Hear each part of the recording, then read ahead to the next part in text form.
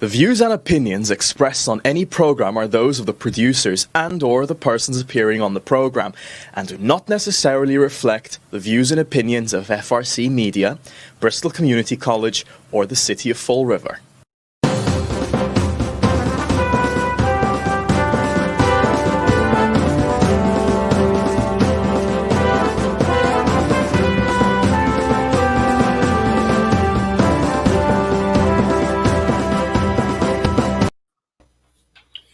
Well, hello. Welcome to Spindle City Straight Talk. I'm Chip. And I'm CJ.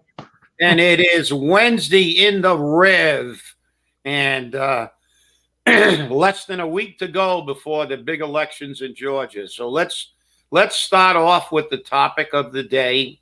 Always the topic of the day, which may be the topic of the decade, the next decade, COVID. And let our Starship Commander, COVID, give us the update.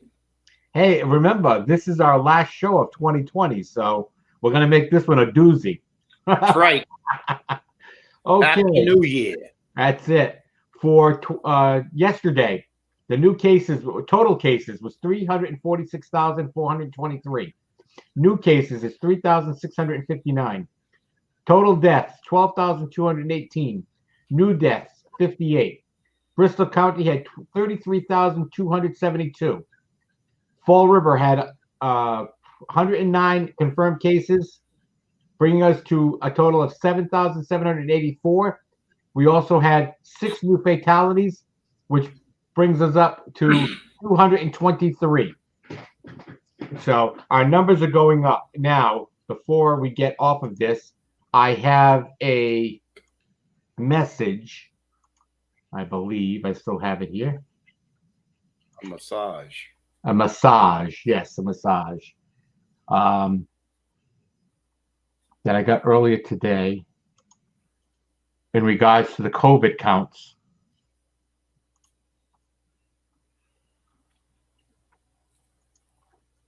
I seem to have lost that message, but it was saying that our counts are up in the double digits. Hospitalizations are up 117%. 117%. That's a lot of hospitalizations. Our death numbers have gone up over 60 some odd percent. So they're recommending again that we properly social distance, properly use our masks. And what's interesting is the COVID numbers are going up, even though we're using masks, and the flu numbers are going down because we're using masks. What a dichotomy of information. It kind of confuses the hell out of me. Well, I think everybody's confused with this, especially our medical community, because they're using it as a political, ploy. Now we had some doctor. I didn't get his name because I probably never. But he says that this is going to be a decade. This is going to last a decade now. Now we're up from, it's almost there. We got a vaccine. No, because of the mutation, it's going to be a decade. Listen, this is the scam they're using to create a global economy. This is the BS we got that for them to create a global economy, because they don't care if they destroy. America can't sustain this for another 6 months, let alone a decade. So nobody in America is going to work. We're going to be sheltering in place for 10 years. We're not going to have any restaurants or bars except for the rich people.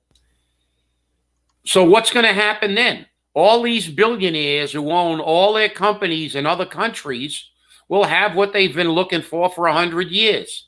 A global economy. And we're going to be, and this country is going to be destroyed. We are going to be a totalitarian country run by a bunch of lunatics. And that's the reality of it, because this is bullshit, okay? I got some statistics here. San Francisco this year, there's been 178 deaths. And there's been 621 overdose deaths.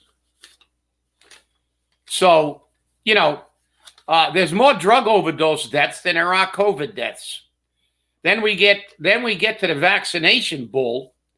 I watched the mainstream propaganda radio Pravda again talking about how, oh, and genius Joe Biden, who can't read a teleprompter without garbling the English language, is saying how they're screwing up the administration of the vaccine.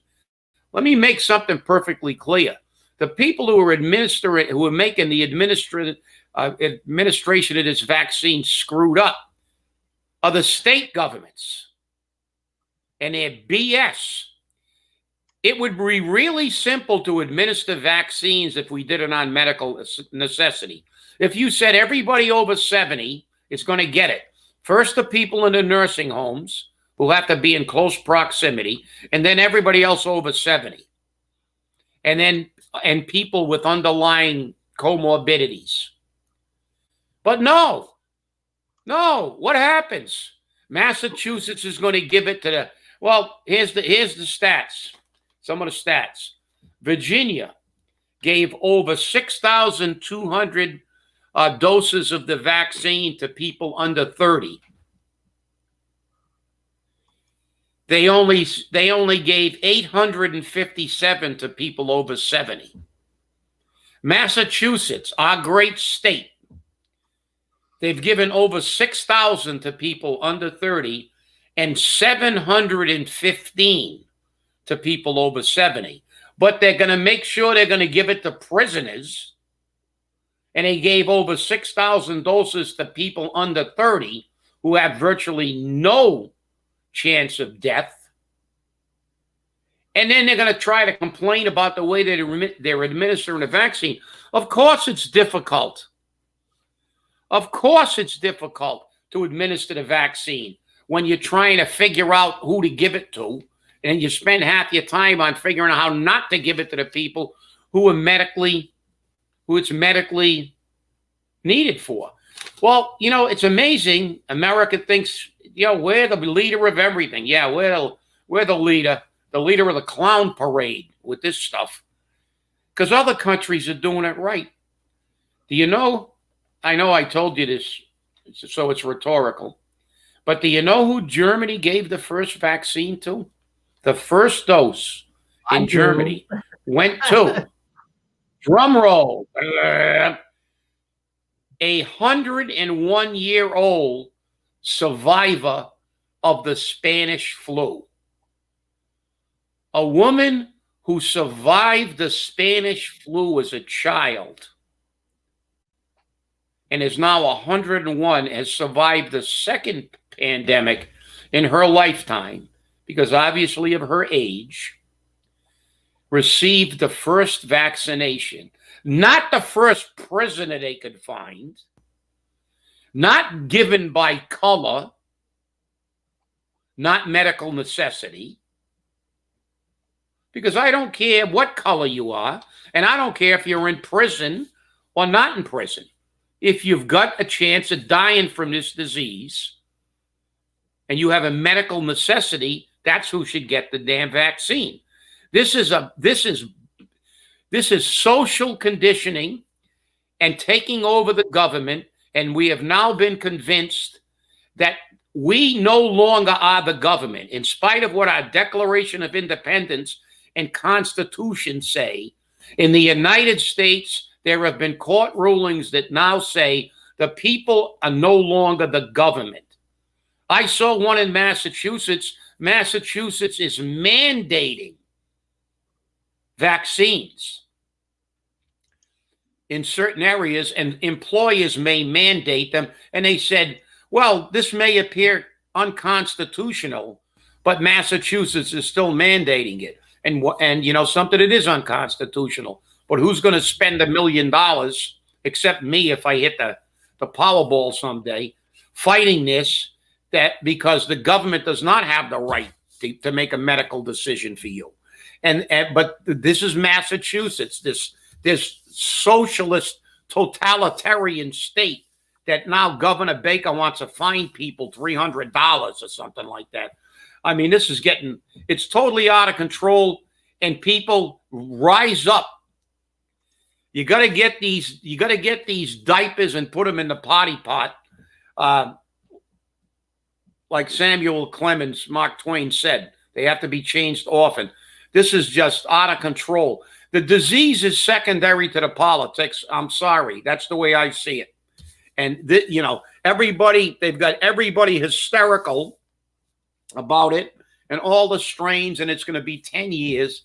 So I guess the world is coming to an end. So the hell with it. So this is crazy, CJ. And I mean, you look at these stats, it's appalling. Massachusetts gave 6,000 people under 30 a vaccine. Why? What's the death rate? You're the medical. What's the death rate for people under 30? 0.05?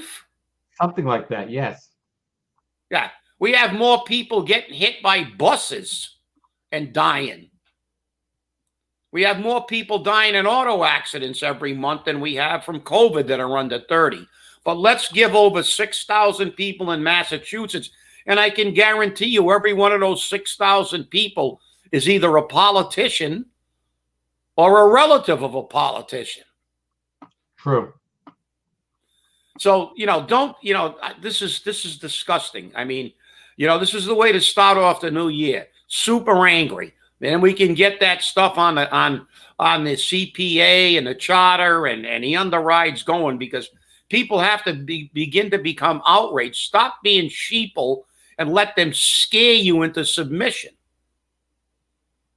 Well, wash your hands, keep your distance, wear a mask, and if you're over 70, obviously don't go around kissing babies and licking lampposts. All right, that's my rant. Okay, interestingly enough, I found that message from the state. So, as of this weekend, temporary public health guidance for gatherings sizes and business capacity is in effect now through January 10th. The order supersedes the guidance on the Phase 3, Step 1 reopening. All indoor gatherings are now capped at 10 people, and all outdoor gatherings are now capped at 25 people, regardless of venue or setup. Most businesses, including restaurants, office space, places of worship, will be limited to 25% capacity. Non-essential elective surgical procedures are suspended for the near future to ensure hospital resources remain available for critical care. In the weeks following Thanksgiving, we've seen a dramatic and concerning uptick in COVID-19 metrics. In the last 30 days, hospitalizations are up 117%.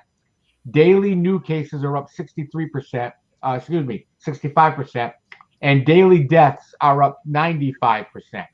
Please continue to follow all local and state guidance to keep yourselves and your loved ones safe. So there you go. That just came out from the state within the past 24 hours, and that's some very interesting metrics.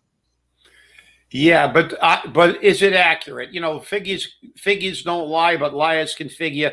And I've seen programs on how many times Fauci has changed the metrics, and the way they do them. And listen, and I know there are a lot of people that have died, that have been, the deaths have been attributed to COVID when they are not. If you're elderly and you die now, 98% of the cases are being attributed to COVID, and because they're getting paid. And look, this whole thing is a fiasco. Let's deal with it from a medical standpoint.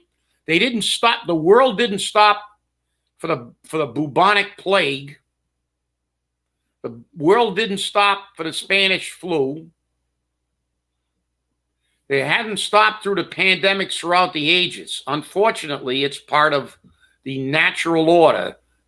Periodically, there are diseases that ravage society to fundamentally cull the herd. It's the balance of nature. But medical science has found a way to beat Mother Nature and that in some cases. But this has been politicized so much. It's just, you can't believe anything you hear. You can't believe anything you hear.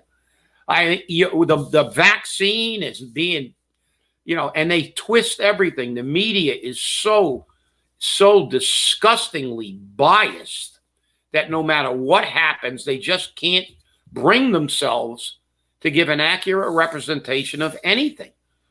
I don't know how much you'll see already about down in Georgia with the big, huge election coming up.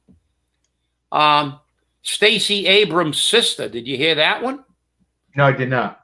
Well, guess what? There was a lawsuit brought by a group of people who want to keep dead people and people who moved out of the state and no longer live there and are not eligible to vote. They want them to remain eligible to vote. I don't know how you can logically make an argument on that, but they are. But they took it to court. And Stacey Abrams, and we all know who Stacey Abrams is, the self-appointed governor of Georgia, even though she's not, because she still hasn't conceded that election and still contends she won it, because I'm sure that she's counting all those votes from dead people and people who don't live in Georgia anymore. So she gave $2.5 million to the people who have filed this suit to allow people who are not eligible to vote. And guess who heard the case, CJ, and ruled on it? Her sister. Not like there's a fix in there, huh? His sister, an Obama-appointed federal judge, violated the rule of law and now said dead people and people who don't live in Georgia can vote. And of course, the governor of the state of Georgia and the Secretary of State are going to have a press conference this afternoon on it. Secretary of State is, because they're violating the rule of law. She had she should have recused herself. She should be removed from the bench. But this is America. America is turning very rapidly. They want a totalitarian government where they have everything. The courts have been turned into political arms of the Democratic Party. So we no longer have a court for relief because these appointed judges and these politicians and the media are all in bed together so they can control and have absolute authority to tell you what to do all the time. This is the problem. And what is the problem again? The people of the United States, because you don't vote these idiots out. The thing is, why do we have problems with the judiciary? Who puts the judiciary in? Politicians. And now we wonder why judges are political and they're not neutral as judges are supposed to be. Wow, what a surprise. An Obama-appointed judge is ruling for her sister. I mean, this is outrageous. You know, I mean, it's bad enough in Fall River where it's like a kangaroo court every day where laws mean absolutely nothing. But I mean, on the federal level, they're taking away all the rights. The Supreme Court wouldn't even hear the cases. And then, of course, the media spins it around like all these cases had no merit. As far as I know, they did not throw any one of those cases out on the merits. They never even looked at the evidence. They refused to look at the evidence. They said, oh, the latch rule, you know, it's too late. Can't do it. We're not gonna hear it. But they never looked at true evidence. And we've seen the evidence on TV. We saw the votes being pulled out from underneath the desk. We've seen lists and lists of people who voted, who are dead, people who didn't live in the state. Anybody who doesn't think this election was corrupt has to have their head examined. They belong in a mental institution. Now, they're going to say, well, it wasn't to the degree to affect the election. Who knows that? Who knows that? How many dead people voted? You take all the dead people who voted everywhere and all the people who didn't live there. You know, there are people who went to vote and found out they already voted. And I mean, look at what's happening in Georgia now. They actually brought a lawsuit to allow ineligible voters to vote. And they won. And they won. You think America's going to remain America anymore? When they can do anything they want. The law only applies to you. peons. We have to abide by the law. If you don't wear a mask, Charlie Baker will throw your butt in jail and fine you $300. You can't go see your dying grandmother or your mother, but Newsom can go to the French Laundry and have $350 tasting menu meals with all the people from the pharmaceutical and medical industries and political players. People can go over to Cabo San Lucas on vacation and take films telling the people in their city to stay at home. Do not leave your house. Oh, by the way, I'm in Cabo San Lucas in Mexico with all my pals. We flew over here on a private jet. That's the America you want? You really want it to be that way? You want it to be only rich and only poor? And politicians are part of the elite class? This is not going to be, they keep saying we're going to become socialist. We're not going to become socialist. This is going to be a totalitarian government. You do what they tell you. Get in your house, shut your mouth, wear your mask, and do what you're told. Otherwise, you're going to jail. And we'll do any damn thing we want and apologize. We got a 14-year-old, a 15-year-old girl who made a stupid 4-second video whose life is ruined now by the media and some vicious little twerp that couldn't get into college that saved it for 4 or 5 years till she got accepted in college. And it wasn't done in a pejorative way. It was stupid. But then again, who hasn't done something stupid when they were young? But does she get forgiven? No, her life is ruined. But did the Prime Minister of Canada, is his life ruined because he put on blackface not once, but numerous times and was singing minstrel songs? How many other politicians have done this? And nothing. And they apologize, and okay, they're Democrats, so we can forgive them. And by the way, I'm not a Republican. I know you got attacked for being a Republican. I have never been a Republican. I have always been an independent. I have disdain for both parties. I vote for the lesser of evils. There are very few elections I have ever elected. I have ever voted for someone because I felt they were the absolute best candidate. They were just the best of the worst. So let's not, so when you want to berate me, you can disagree with me all you want.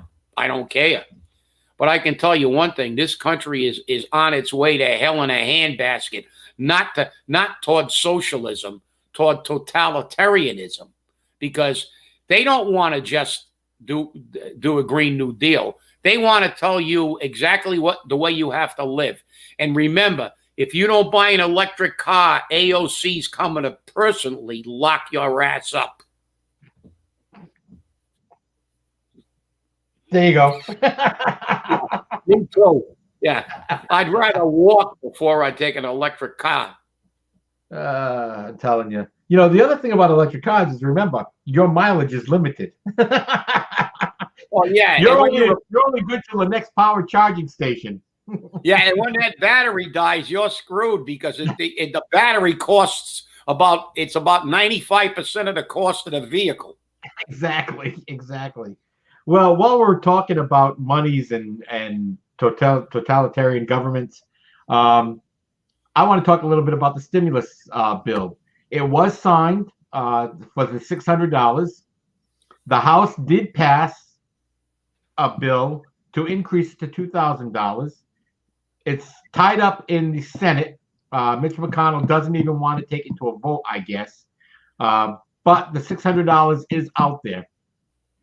So, from what I understand from certain elected officials and from Mnuchin, those checks should be in your bank accounts or in your mailboxes within the next couple of days. So you should be seeing it between now and next week. They have it down to a science now, not like last time when they had so many difficulties.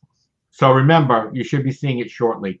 Please don't go to Facebook saying you didn't get it yet, because all they'll see is I didn't get it yet messages. Wait a minute. You gave them the exact amount they're getting, $1.64 a day. And $1.64 a day. And remember, when you get that check, they gave millions of dollars to the Philippines to make sure to deal with their truancy problem. If they took 10% of the hundreds of billions of dollars that they gave these foreign countries for ridiculous stuff. They even gave the Dalai Lama a few million. I don't know what they need in Nepal that much, but think about what they've given in pork, and think about the insult. And remember, look, don't use your head. They're not giving you anything. They're giving you your money back. It's your money. The government doesn't have any money. That's our money. And $600 is a pittance. $2,000 is a pittance. They gave the Philippines $10 million to study truancy. They gave Pakistan something for what, gender something or other studies, or some study. Yeah, some kind of millions and millions of dollars, and they gave nearly I don't know. They gave $550 million to Yemen and Lebanon and those areas to build walls along their borders. $550 million. Isn't it interesting? We'll give other countries money to build walls, but we can't build one here in the United States. Yeah, there's the great irony. Yeah. So like I said, they're all pork. And you notice now the Democrats are waving their arms of, oh, yeah, they got to do this. They're holding this up. Shame on them.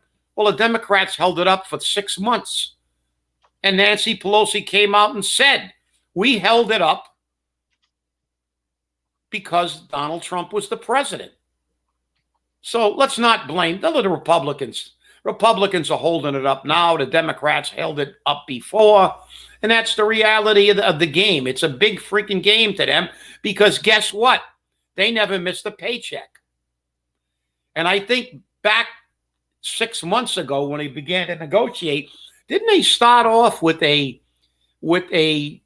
stimulus package that fundamentally mirrored the first one? They were talking about $1,200. Yes. And the Democrats were stonewalling everything. They couldn't make a decision because Trump was the president. They didn't want him to get anything out before the election. So everything is about politics. And that's the problem because you know what they are? Professional politicians. That is their life. They are professional politicians. So you know the way to eliminate this? Make no one a professional politician. Change them often. Well, like if the you remember that they are. If you remember, many moons ago, about 7 years ago, what did we always say about politicians? Poly meaning many, tit meaning ticks, bloodsuckers. Many bloodsuckers. That's what we have. Yeah, that's a politician. And the other thing we said on the first show was follow the money. Yeah, and most of the money is going everywhere but the United States and to the taxpayers. Remember that. Well, we're at the end of our show. I want to thank everyone for watching all year long. It has been an interesting 2020, even though we've had a shortened season this year. And remember something. Only you can take care of you. Don't rely on any politician or anyone else. That's true. Thanks but I for gotta watching. get one quick thing in to all those people who lost people over the holidays. I know a few people who did, and I have to say on the show because I know we have some of our retirees that watch the show a lot. Roger O. Gagnon, who was the treasurer of our Retirees Association, passed on the 28th. So. Our condolences to everyone who lost someone over the holidays. Well, thank you for watching. Our time is up. Thank you for watching. Have a great day. Happy New Year.